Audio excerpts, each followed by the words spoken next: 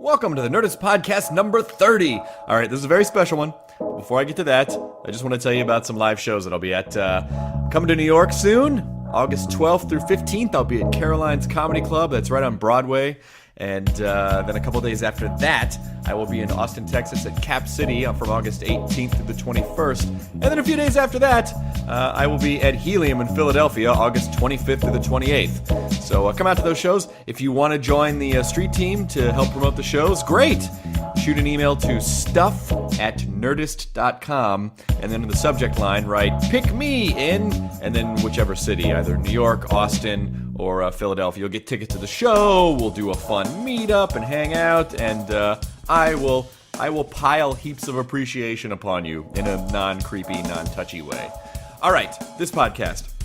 This is the MythBusters panel from Comic-Con this year that I had the tremendous honor to moderate. There were probably like 2,000 or 3,000 people there, and the panel was insane. All the MythBusters were there. It's the first time they've all been together on one stage at a con, and it was really an incredible experience. And Discovery was cool enough to give me the audio from the panel so that I could pass it along to you, because obviously not all of you could come to Comic-Con. So here it is. It is the Nerdist Podcast number 30 with all of the MythBusters. Now entering Nerdist.com.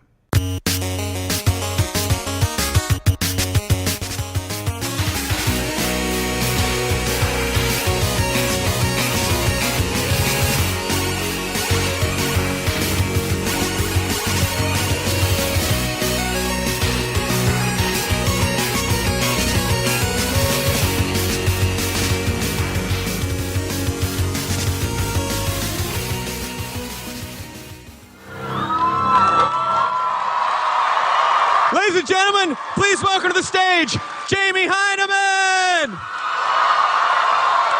Adam Savage,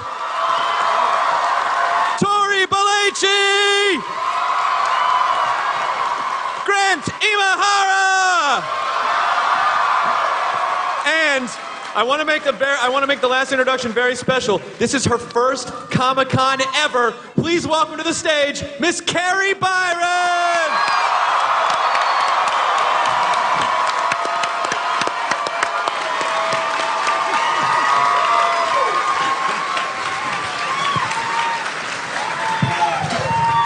Nice.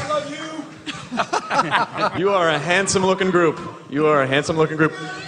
This, by the way, is the first time that all you guys have been together as this group at a con. Is that not correct? Absolutely. It's the very first time. It's a historic first. Because we love you guys. Now, Adam, you I've been friends with for a little while, and the rest of you I met through Adam, actually Carrie separately, and then Jamie. We've never really had a lot of time to spend alone together. I'm kind of hoping we'll get to rectify that at the con this year. But 7 years you guys have been together. 7 years. So how is it? I mean, obviously, I'm not going to get into where did MythBusters come from, because you guys already know that. You're the fans, but. What has it been like the last 7 years of doing the show day in and day out? Wow. It's not a very glamorous job. I mean, we're all having the most fun we possibly can, but on a day-to-day level, it's pretty blue-collar. We get beat up, we get stitches, we get bruised and dirty. I think they call that getting her done. That is exactly. Yeah. And then that's juxtaposed with coming to a place like Comic-Con, where all of us have been getting accosted in the best way possible by people with big headdresses and boobs and boots and all sorts of things. It's amazing. This is boobs? The ones that I saw. That's a fair answer. That's a fair answer. Carrie, what's it been like for you? I mean, it's Comic-Con. I mean, what did you imagine before you came to a con? Well, this is amazing. I had no idea what I was in for. I don't think I've had this many cameras pointed at me in my entire life. But I'm loving it. I love the costumes. I love just everything about this. This is fun. Tori, you've been before. You know, it's like we were here last year, and it's like you're in the shop, you're like working your butt off, you're sweaty, you're dirty, and you look around and you're like, what are we doing this for? And then you come here, and it's like we get instant feedback. It's like, because of you guys, this is why we do it. And it's so nice to come here and see the fans and see what we're doing is making a difference. It's true. It's true.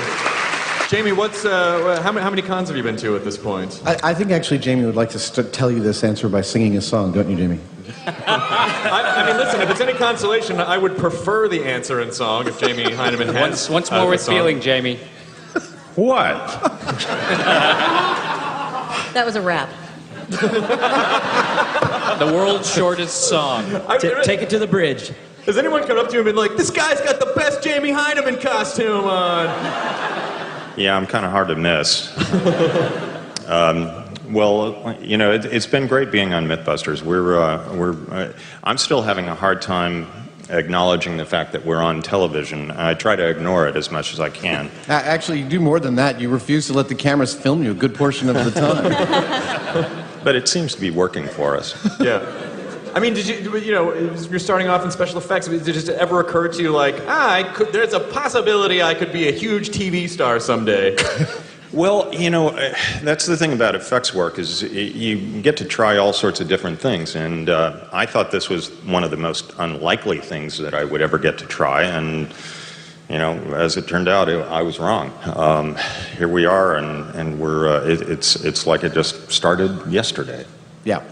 Yeah, and thankfully, I don't see any end in sight. I hope you guys do another 35 seasons of the show. More, I mean, actually, Thank you. Really? we have just signed up for at least several more years of the show.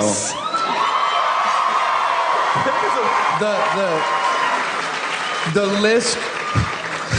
I don't know if I can say. The list of stupid shit that people still believe is this long. We're never gonna run out. Yeah, don't you ever? Do you ever just sit at home and like wake up in the middle of the night like, we're out of myths. We can't do 7 more years. Ever? You guys? It's not a problem. No. You just surf the internet. It really works. I think this internet thing's going to catch on, Grant. Yes. Grant, what are you going to do when Jeff Peterson becomes self-aware and decapitates Craig Ferguson? What are you going to do? I'm not sure. You know, Robot Uprising is one of those scenarios. You know, there are all these scenarios of apocalyptic events that you have to be prepared for. Zombie apocalypse, right. Alien invasion. Robot Uprising is just another one of those scenarios, and I've got a toolkit set up. Do you have, I mean, it's a valid question. I mean, like, as a robot specialist, do you have any advice for how to handle the Robot Uprising, during an attack? Well, the EMP hasn't been perfected quite yet. I will let you know. It'll be available online at my website. You were going to create the uprising so you can sell the cure. Chris Hardwick, you've got my plan. That's some government tactics right there. I was actually just reading the other day that someone's built a robot that powers itself by eating food and getting energy from a rudimentary digestive system, and I was thinking that's perfect for Jeff Peterson. That's what you need to do. Jeff Peterson is going to evolve. He's got to evolve. He will, eventually. Someday, legs. I had to whale him off. What? Well, maybe we could all. We'll get to work on that after it's not awkward anymore.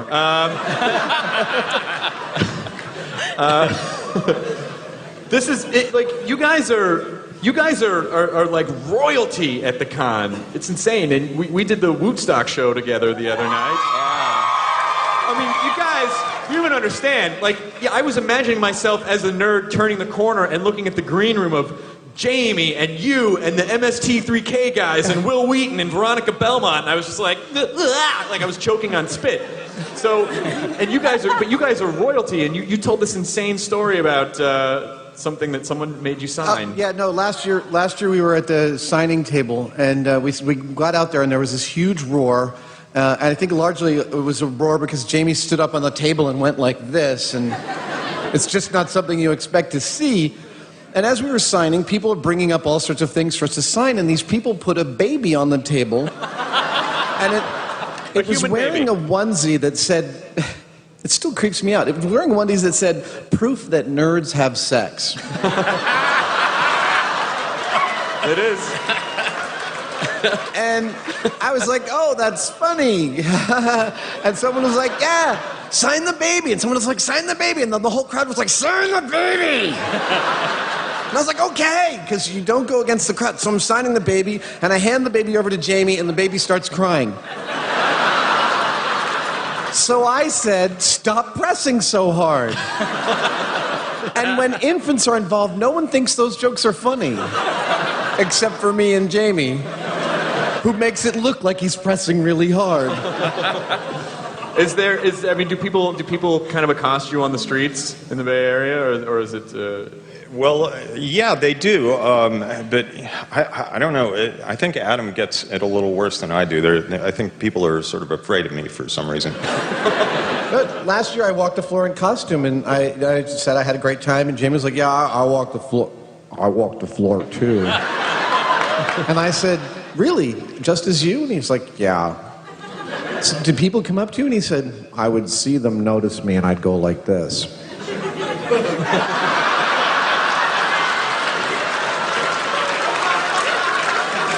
That's a superpower. Right there. Shush, man. Jamie has the makings of a perfect supervillain. If there's some sort of a lab accident and he sprouts like 10 other arms or something, he's going to be the perfect supervillain. I've actually had the privilege of going to M5 before, and I've not been to M7. What the hell, guys? Hey, we'll show you love. Come on, Chris. Okay. Sorry, we'll get it to you. But it's exactly what you think it is. It's not a studio. It's a workshop. And there's not a huge crew. It's just a camera guy and a sound guy. And you guys are literally doing everything yourselves. I don't know if people really understand that. It's not like Man vs. Wild where there's someone off to the side like, "Go over there and pretend you're alone." Like you're actually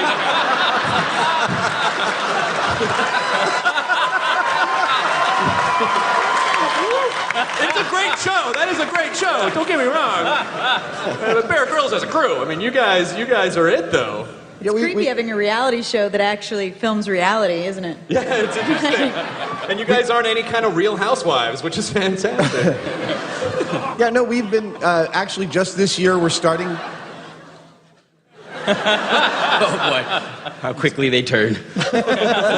Just this year, the last year, we've started to get a little bit of help behind the scenes. But yeah, pretty much everything for the past 7 years, we've built. If you see us build it, we built it. No gremlins built it behind the scenes. And at this point, because I'm sure in the beginning it was just sort of like, well, just for budgetary reasons, we have to keep the crew small, see if the show works. Now I'm sure you guys can get whatever you want, but do you feel like it maintains the integrity of the show so that you do everything yourselves? I personally feel like I just know that I'm going to build it faster. It's faster for me to build it than explain to someone how to build it. Yeah. I like working like that, and I have it in my mind. It's actually quite a leap for me to take something out of my mind and give it to somebody, because I like solving problems as I go. And if you give it to someone, you got to solve them all for them before they start, or they've got to be really freaking good. Yeah. But there's a few times that I'd like to have a double for some of the stunts we do. They're not stunts when you fall off something. Yeah, I guess so.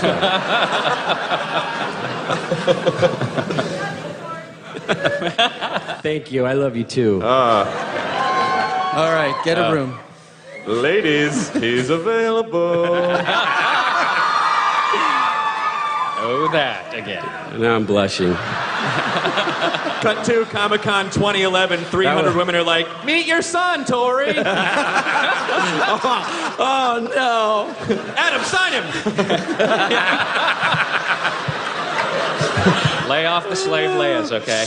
Oh my God. Yeah. Am I blushing? It's getting hot in here, isn't it?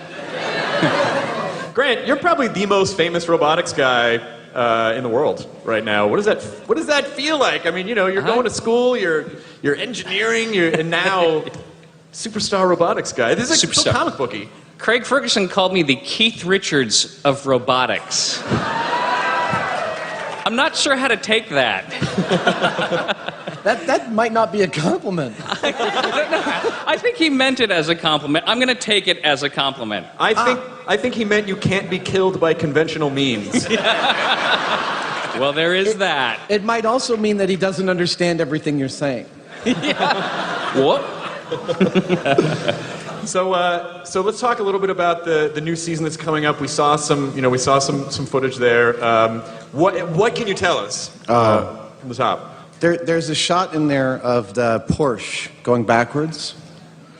So this is a myth that I remember being told a million years. Sorry, it's not a Porsche. It's a classic sports car. It's a Porsche. Thank you. I remember being told this back in the 80s, that this model was more aerodynamically efficient backwards than forwards. And like a comedian knows the punchline, I know the punchline of this episode is this car going backwards at some impossible speed. So we actually managed to cut the body of this car off its chassis, flip it 180, and race it at 100 miles an hour against another one. There's a shot of me slaloming backwards at 70 miles an hour, and everyone's like, their brains just can't hold this image. They're like, ah! It's great. Now, and what are you allowed to say? It looked like you were violently throwing up in the clip. Are you allowed to give any insight? Well, I think that's in my contract once a season. Pretty much. Yeah, we were actually testing cold feet. Do your feet actually drop in temperature if you're about to do something that you really dread or you're scared of? So I'm obviously dreading eating disgusting things. So the guys laid out a banquet of like chicken feet and guts and fish heads and live scorpions and hissing cockroaches. And maggots. And they almost threw up setting it up. Yeah, that's true. They did, and they said, okay, pick 2 things and you have to eat them. Grant is terrified of spiders, so we dropped 25 tarantulas onto his head while it was encased in a box. And Tori's afraid of commitment, so we brought in a bride. So, you Just kidding. That's my joke. No, Tori doesn't like heights, so we put him in a stunt plane. Wild hearts can't be broken, Tori. That was awesome. Awkward. Has there ever been a moment where someone just bursts into tears and you're like, we can't show this on the channel? No. The one that happens more often is we're all standing around. I don't know. We're about to throw shovelfuls of poo at a fan, or where an octopus is locked on my arm up to my neck, giving me hickeys, and we're thinking, what are we doing? Who is letting us throw 1,000 pounds of corn sweetener in the air to blow it up? Discovery Channel. Ryan. Let's all discover.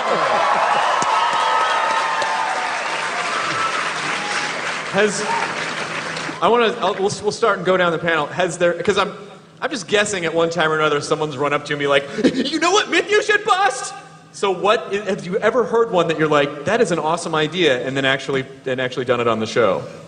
Yeah. Yeah, all the time. Yeah. Actually, early on, I remember after the first season, we hadn't done Shark Week yet, and someone walked up to me in San Francisco, and they were like, you know what you should do? You should do that, like, if you punch a shark, it goes away. Like, you should get in the water with some sharks, and you should punch their faces and see if that works. And I was like, you are retarded. That is ridiculous. No one is ever going to... 8 months later, we were in the water punching sharks in the face. Jamie is in the water at the Stewart Cove Dive Bahamas, sitting on a box of chum, punching everything that comes near him. That was awesome. That was awesome. So what do you... Is part of the show, are you thinking about, because you're really advancing critical thinking and science in my mind, and if I were a kid and had been able to grow up with the show, I feel like it would have had a tremendous influence on just like solving problems and logic. I mean, are you ever thinking about that in the back of your head? Because what you're doing is legitimately educational. Actually, I would have to say not so much, okay. Because what happens on the show and what makes it work is that we're just curious about stuff, and so we try to figure things out. And we, because we're curious enough, we're motivated, we want to be efficient at it, and that means being methodical and logical about it, and that sort of happens to be science, but we never set out to do science. Yeah, who knew? Yeah, it works, and of course, we're delighted that kids are. We've talked to people that are adults now that were little kids when they first started watching the show, and they picked careers in science because, or engineering or whatever, and because of the show, and that's great. But we're like. Okay. No, there's a couple of this girl walked up to me at the signing today and was like, "I've been watching your show since I was a little girl, and now I have a PhD." It's like, wow, you've been watching since I had no white in my beard and my ankles didn't hurt. Oh. Yeah, that, because really what they're just saying is, hey, you're old. Yeah. That's just all I hear. That's all I hear in my head.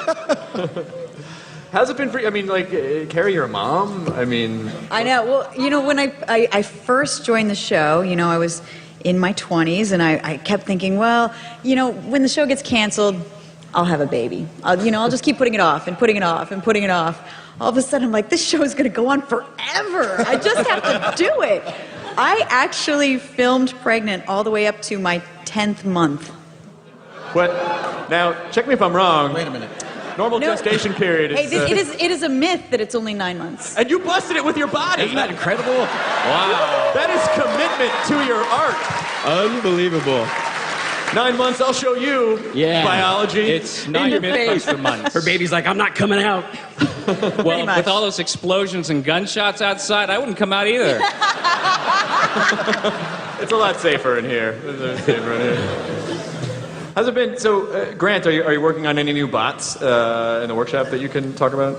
At this point, it's just been Jeff Peterson upgrades. So if you watch the Craig Ferguson show, he had a couple moves before. He's got a lot more moves now. And so that's just been the only thing. He has actually now iPad control with his own Wi-Fi router, 128-bit encryption. You can actually... But he still makes shitty phone calls. Yeah. Oh. Ow. Sorry. No, the 3G network's been really awesome at Comic-Con the entire time. Nope, still no. Yeah. Oh, what do you mean you texted me 2 days ago? I haven't gotten it yet. All right. So what do you you were at the amazing meeting, right? I go to, James Randi, my hero, has a skeptics meeting every year in Las Vegas called The Amazing Meeting. Tori's gone with me, Carrie's gone with me, Jamie's gone with me, Grant is next. I'll be skeptical soon. I met Richard Dawkins. Oh, wow. I was like, Mr. Dawkins, my name is Adam Savage, I host MYTHBUSTERS on the Discovery Channel, and he said, that's nice. I said, I'm a big fan, and he said, that's nice, and then I let him go. That's amazing. Yeah, because what's fun about hanging around you guys is watching really famous people that I nerd out over you guys. But that's just now, I pulled up in a car out in front of the Marriott, and there's Guillermo del Toro. I have to say, at first I point out to my wife, I go, hey, look, it's Ron Perlman, it's Hellboy. And she goes, really? And I go, it's Guillermo del Toro! And I actually started clawing at the door. I was looking for an object to break the glass when the driver opened the door, and I jumped out and ran over to him, and Guillermo del Toro went, hey! Gave me this big hug, and he goes, I love that you guys did the Pike Creed. I've been trying to tell everyone the Pike Creed works. That's insane. And then he said the words I've longed to hear my whole life, come and visit my man cave. Yeah. Wow. Smooth. It's a Spanish gentleman. But wait, you said you replied with, come visit mine. I did. In fact, I'm currently building my new man cave in San Francisco. Excellent. Jamie, any fun celebrity experiences of people that you met that you were shocked they knew who you were? No. How about the President of the United States? That didn't kind of wig you out a little bit? That I'm sorry, who? President Obama? I'm sorry, I forgot. Thanks. Yeah. Yeah, There's the that guy. president. Yeah, that was cool. He's like, you guys aren't going to blow any stuff up here now, are you? And it's like, no, you're safe. Thanks. We walked right up and said, could we see your birth certificate? Is that in season 7? That's a I figure if we pick it up, you know, do the little... That looks good. This myth is busted. Oh, you know, I want to talk about the announcer a lot because I feel like that guy's voice is in my head so much. Tell us something about the announcer. Rob Lee is a Canadian living in Australia narrating an American show. That seems about right. It's a natural choice. He is a single human melting pot, and yeah, you know, it's like meeting any announcer for a show. You meet him, and he talks to you about dinner and what he ate and what he drank and whatever, and all you see is things exploding and Carrie throwing up and Tori getting hurt. But you know, our show, just to tell you a little bit about how it's made here in America. We send the tapes to Australia, where they're edited and the show's assembled, and it's voiced by Rob Lee, who is a Canadian. So, in fact, we have, do we have a little rough cut? A little behind the scenes? There is some rough cut stuff. Yeah, do you guys want to jump to the rough cut stuff? Well, actually, the rough cut. This is how we see the show. I don't know if any of us watch it at home. You guys don't all get together and be like, remember when we did that? Someone once told me, they were like, you should have a party and show the show in your house. And I was like, think about how freaking creepy that is. People get up to go to the bathroom like, where are you going? Where are you going? The best part. Wait, listen to me. So You say it along with yourself on TV? Not creepy. So when we see the rough cuts, they've actually been written by one of the Australian producers of the show, and this one, in fact, was written by the executive producer Dan Tapster, who's been helming the show now for 5 years. And so this is Dan Tapster's voice. We don't hear Rob Lee's voice when we see the rough cuts. Okay. And this is a thing we were doing. We did an hour on tornado myths, and we couldn't figure out how to make winds strong enough for a tornado, and Grant, Carrie, and Tori told us about this place called Kalita Air in northern Michigan where they'd let us play around behind their 747 jets. So I put on some of UD Replica's Batman Kevlar leather motorcycle armor. Wait, can I just tell, I was having lunch with you at M5 the day you got that, and I was like, Adam, there's a package here, and you raced upstairs and you whipped it open, and you're like, Batman's armor! It was incredible.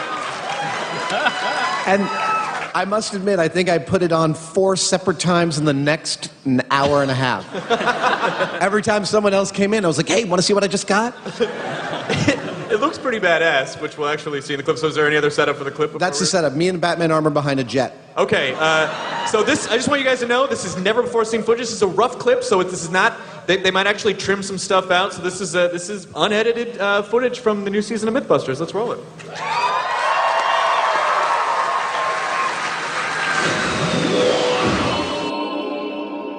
Here's where we jump forward in time, because playing a video clip on an audio podcast doesn't make any f***ing sense. And now prepare for reinsertion into the panel. Magic spell.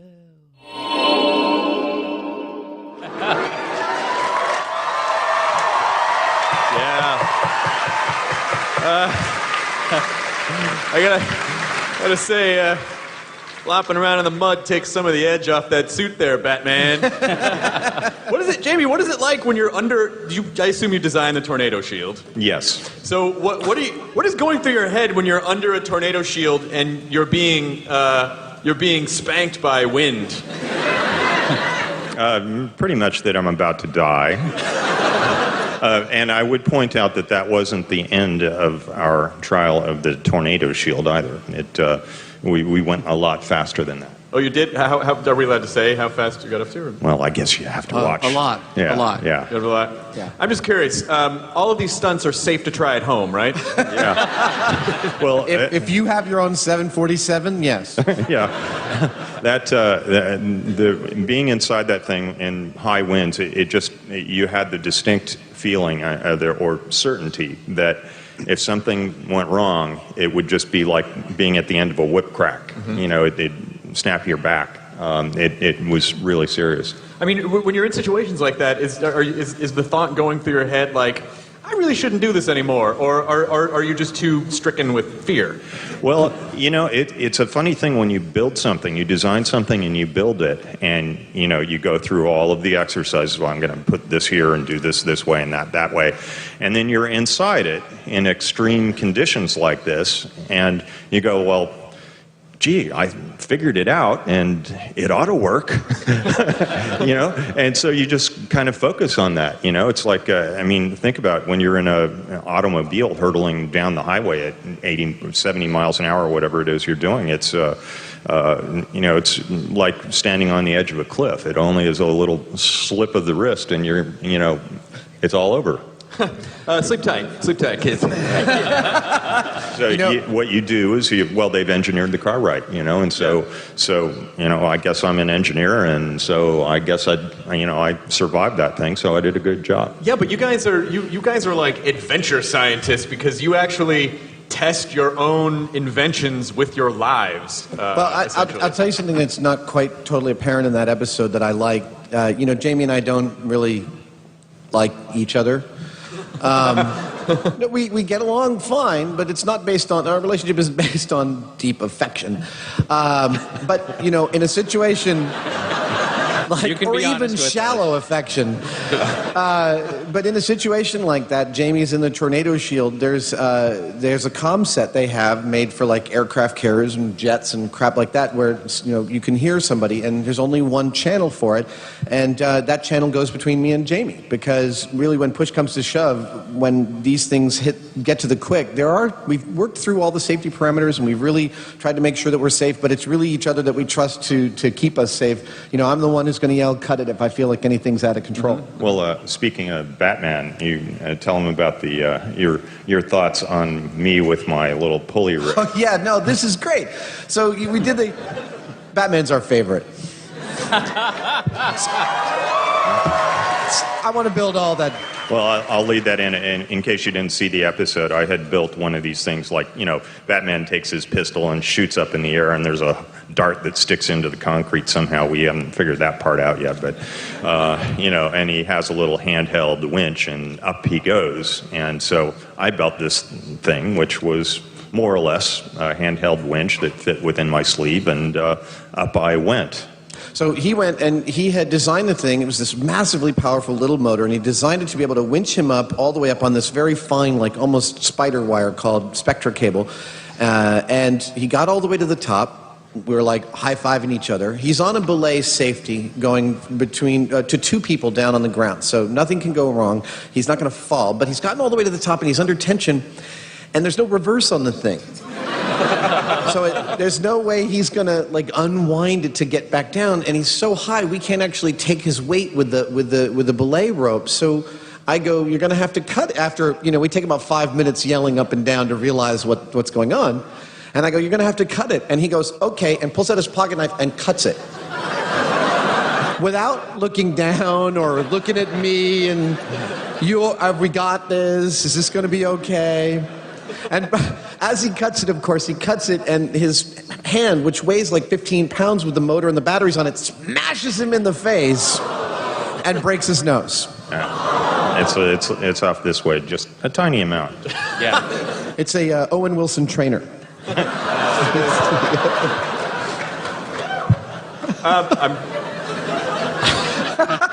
Hey, come on, man. Why are you going to make fun of Owen Wilson, man? I don't do impressions. That was terrible, and you're right.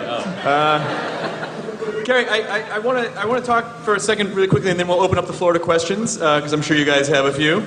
But I did some interstitials for a show that you're doing for the Science Channel called Head Rush, which is supremely exciting, because you're reaching out to teens and getting them interested in science. Well, I think this is just the natural evolution of MythBusters, since the amazing side effect is they're using it in classrooms, and people are actually learning from it in spite of the entertainment. So we have taken MythBusters, taken out all of the commercials, and where the commercials would be in the tradition of like Bill Nye and Mr. Wizard, we're doing scientific demonstrations and quizzes. We're aiming at middle school kids, and we're going to have the show on the Science Channel from 4 to 5 p.m. right when they get out of school, so we can hopefully keep the learning going.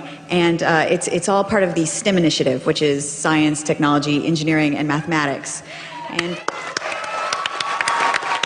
August 23rd, Science Channel. So get your kids watching. This should be very exciting. So it's important teen questions and not should I date a vampire or a werewolf? Like it's actually actual teen science. Just speaking of the children, I'm sorry, I only just now read this card in front of me that says, be aware that members of your audience may be under 18 years of age, which I think means don't curse Adam. Mine doesn't say that. I thought it was actually more of a heads up to Tori.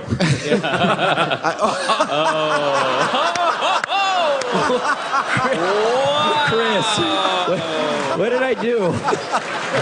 I just want to say, for any children who think that it's cool to curse, just remember it's cool for adults to curse. Not It is. children. Makes you seem older and cooler, and you'll get more friends. Guys, I would love to open the floor up to questions right now, so that you guys can find out exactly what you want to know. So Look at how big this room is. it's insane. Hi, you guys in the back.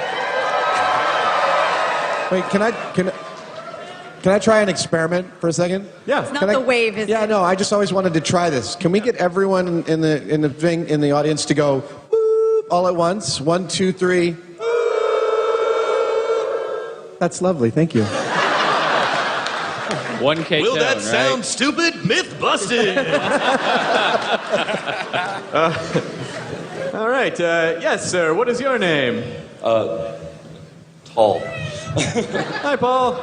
No, I said tall. Oh, tall. Nice to meet you, Tall. That's a funny name, yeah. No, my name's Dave. That's a qual. Okay, Dave. There we go. This Tall works. Dave.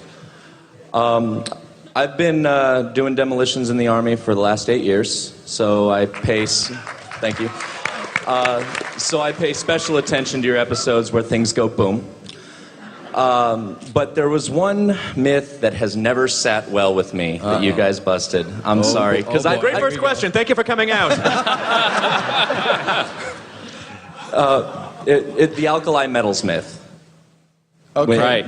Yeah. And the part that never sat well with me, you dropped the grenade in the bottom of the toilet, and the toilet went boom.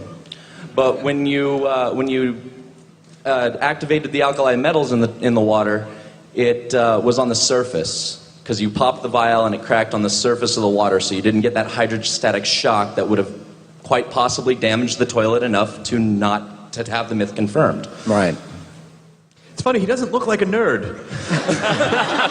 He's got a. You think he's just showing up to punch people at Comic-Con? He's a demolitions expert. He's tall. Careful.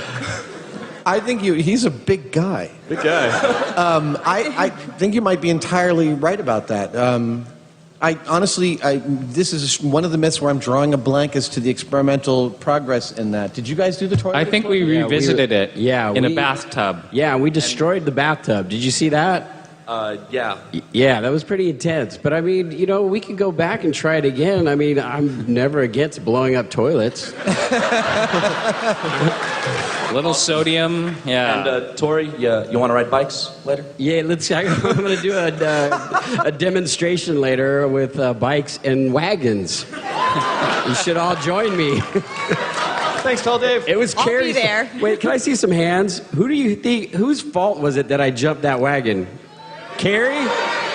Or Tori. Was it Carrie? We are all responsible Let's for see, our hands. destiny. No.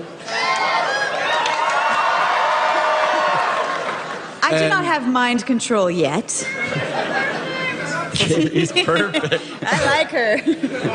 Hi, what's your name? Madigan. Madigan, welcome. I just want to say Woodstock was the funniest thing I've ever seen. Oh, That was awesome. Thank you.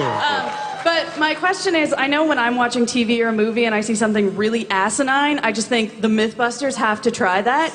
So I kind of wonder, are you guys the same way, or are you able to turn off the MythBuster and enjoy things? No. Not never. I'm Every exactly night the there's same an way. email chain that goes between us. This must be tried. Do this now. We see you're- something ridiculous or something fun or something stupid. We think the same thing. The MythBusters should. Oh, we're the MythBusters. Awesome. your wife isn't like, can you please leave the myth busting at work and not bring it home? And take off that Batman suit. Which, by the way, And I open it up, I've got a Wookiee underneath. Okay, And his I'm not touching that one right there. Pull out your lightsaber, honey. It's purple. Oh, snap. It just got real. It just got real in here. Stuff is real. Oh, right. It Just Got Real in Here is the name of my Bon Jovi cover band. Nice! Oh! Paul and Storm reference. Nice. I like you. Mr. Wayne. Of course. He's wearing a Batman shirt. Oh, I am. Oops, forgot. Guys, love the show. Grant, love Jeff Peterson. Thank you.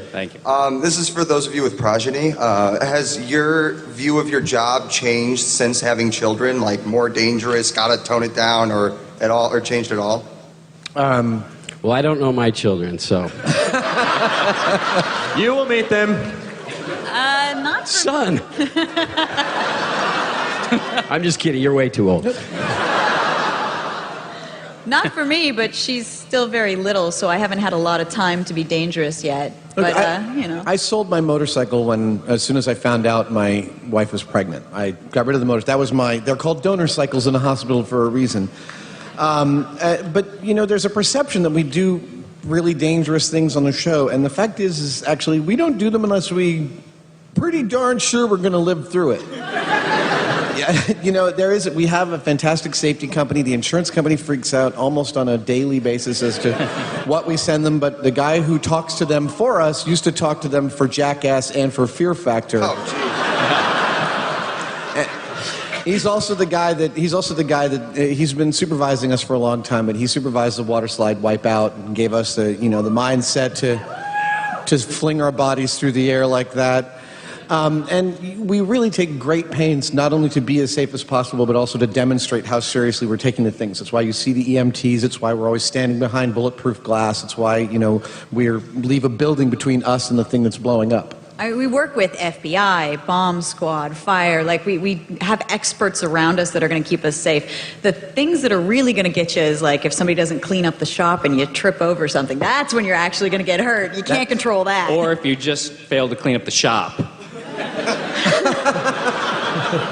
Thank you. Thank you very much. Another question. What's your name, sir? Steve. Hey, Steve. Wow, fan base. Steve's got it. He's not just Steve, he's a Steve. He's a Steve. Yeah. So anyways, I had one question. Actually, this was a thought that I had earlier this week, and I was going to be put on the message board, but I was like, wait a second, I'm going to Comic-Con, so... Just a little background info for you guys. Yeah, exactly. So, Yes, Carrie is married. Yes. Tori's not. He's right. I'm not. Sorry, guy girlfriend. Anyways, Hey, don't be surprised, it's Steve. Is it serious? How serious is it? Steve's going to have a panel later. so I think you guys better bust the myth of his girlfriend. What? We were all thinking it. Don't turn on me. Hey, you want to... Myth busted. Hey, you want to do this outside or something? You know? Oh, no, I can't fight, please. Okay, fine. Okay, great. No, I was actually wondering, because I had this idea. I was actually playing the game Assassin's Creed. There we go. A lot of people have played it. And even though, like, it's definitely a fiction, there's been a lot of historical facts that have been put into it. Like, for example, there were Templars, and there were a group of assassins, and they did some crazy things. My question is, perhaps if we were to try to see if it was possible to do some of the stuff in there, like, for example, a leap of faith, which is like when you jump from a 2-story, 3-story cathedral, top of a cathedral, into a stack of hay. Like, I'm sure some nights are lethal. So just to condense this dissertation, could you bust anything on Assassin's Creed, like a video game? We've actually, we have a couple of stories from video games that have been on the list for a long time. One of the ones which I really love, we've called this Nintendo versus Pro, just as a placeholding name.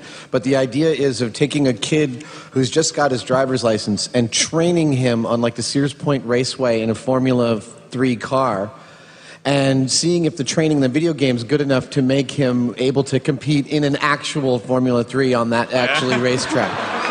Pretty sweet. What about the flight simulator? And actually, the physics simulators in the games there's a lot of material there, and there's at some point there will be a video game special. Totally.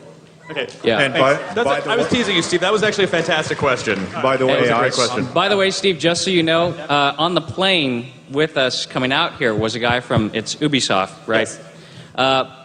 Gave me his email, so he had exactly the same question as you. So I'm going to contact him, and we'll see what we can do. All right, cool. Thanks. Excellent. Hi, what's your name? Hi, I'm Sarah. Hi, Sarah. Hi. Wait, have you ever had like 2,000 people say your name at once? 1, 2, 3. Hi, Sarah. Hi, my 7th grade teacher. Not phased at all. Pretend that didn't happen. My 7th grade teacher used your videos all the time to teach us about everything. But one of my best friend Tori's wants to know: have you ever proved a myth and like swore to death that you did something wrong and you really want to go back and try to see if you can make it the way you wanted it to? Yeah, no, absolutely. We probably the best example of that is we did a myth a few years ago called Sniper Scope, which involved a famous Vietnam era sniper named, I'm serious, Carlos Hathcock III. Don't make fun of snipers. Who supposedly shot an enemy combatant through his scope and killed him, like shooting him in the eye. And we got a scope, and we got a rifle, and we shot it, and we busted it. And then we made snipers very mad. And, you know, it's like that Onion headline, wife of sniper seeks 1,500-yard restraining order. It's here. Everyone down. So it turned out, actually, that we had used the wrong scope, so a fan sent us the right scope. We had used the wrong ammo. A fan sent us an unopened box of ammo from Vietnam from the year this supposedly happened. And we put it all together, and we actually proved that it was true. We proved we were totally wrong, and as fast as we possibly could. I mean, you know, that must be really fascinating because, you know, if you're on a show like the CW or whatever, they might just be like, your character's dumb. But for you, you'll get an entire like 300-page thesis on breakdowns of where you messed up.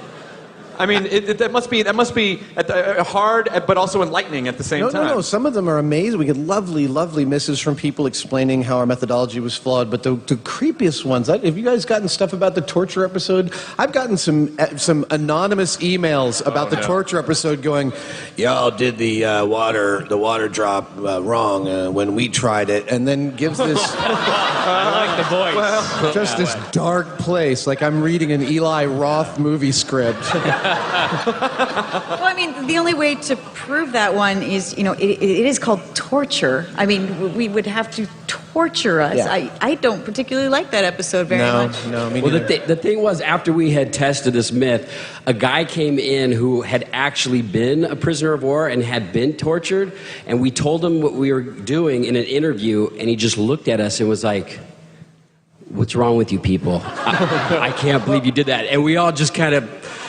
We're like, oh man, we really screwed up here. Yeah. Sorry. Well, this is one also where these guys go into the interview to ask him some questions, and they all come out, and they're all like, like maybe we're treating this a little lightly. Yeah. I think we may have time for one or two more questions. I know, I'm sorry. I wish we could be here for hours. I know. Only got an hour. I love you too. Hi, what's your name? Hannah? Hi, Hannah. What's your question? Well, so your show is very amazing, but your audience is really amazing too because Yes, they are. They're so huge and they're so loyal, and they could be watching something else, but they decide to watch your show. So, which is a good thing, I think. But how do you feel about that? You know, one of the things I love about our audience is we've been pitted against games 1 and 7 of the World Series twice, and our ratings didn't drop at all.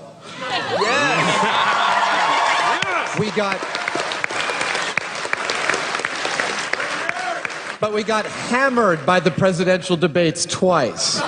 That's a compliment. Yeah. That you know that smart people are watching your show. I hope. All right, I hope those people were voting. I think we have time for one more question. Hi, I'm John, and I want to ask Carrie, when are you going to do your next FHM shoot? I have to just say, that's not our last question. I don't think I'll be doing that one again. But thanks. Jamie, when are you doing your FHM shoot? Sitting around the lab, skivvies. Oh, look, my mustache is all wet. He's blushing. He's blushing. Even his underwear is steampunky and arty at the same time. Yes, sir. What is your question? Hi, my name is Ryan, and I've had a question been bothering me for a couple of weeks. See a doctor. So I'm sure that we're all aware of nature's capability of creating a double rainbow. So intense. A full So double vivid. rainbow. However, what do you guys think about the possibility of a natural triple rainbow? It blows my mind. It would be so vivid, so intense. What would it mean? What would it mean? What does it mean? No, seriously though, what do you think? I don't want to brag, but I've seen a triple rainbow. Oh my God! Yes, it was so intense. Thank you. Triple rainbow all the way. Before we go, there was a contest. The Adam Incognito. Oh no! Oh my Wait a minute. Lord. Wait, there can be only one.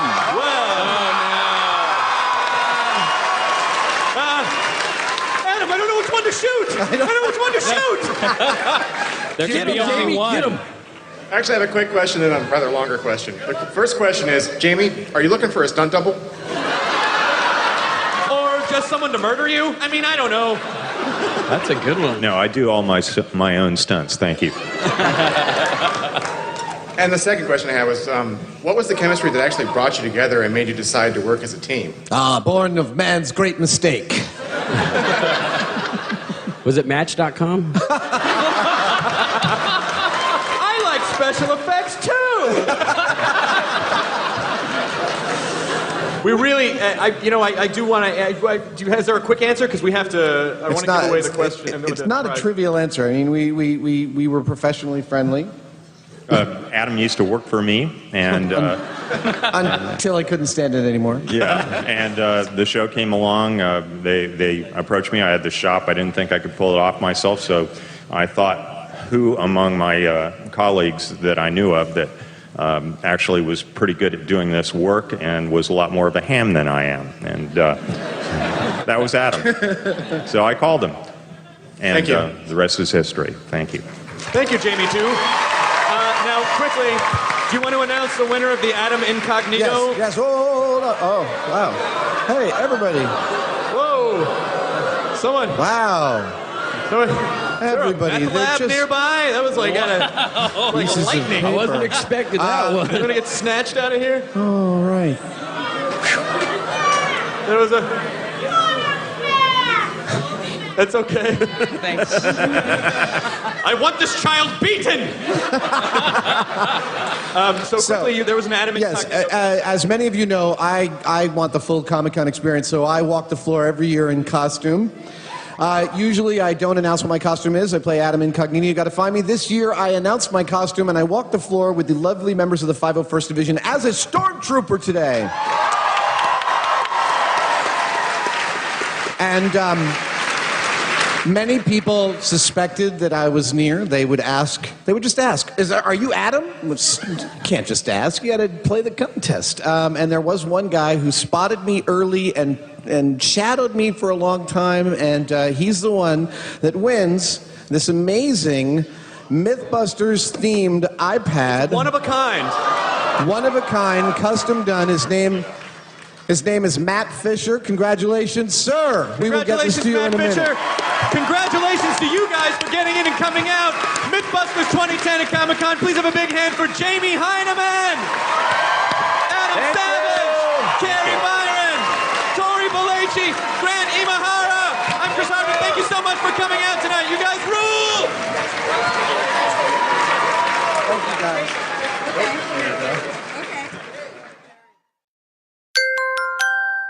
Now leaving Nerdist.com.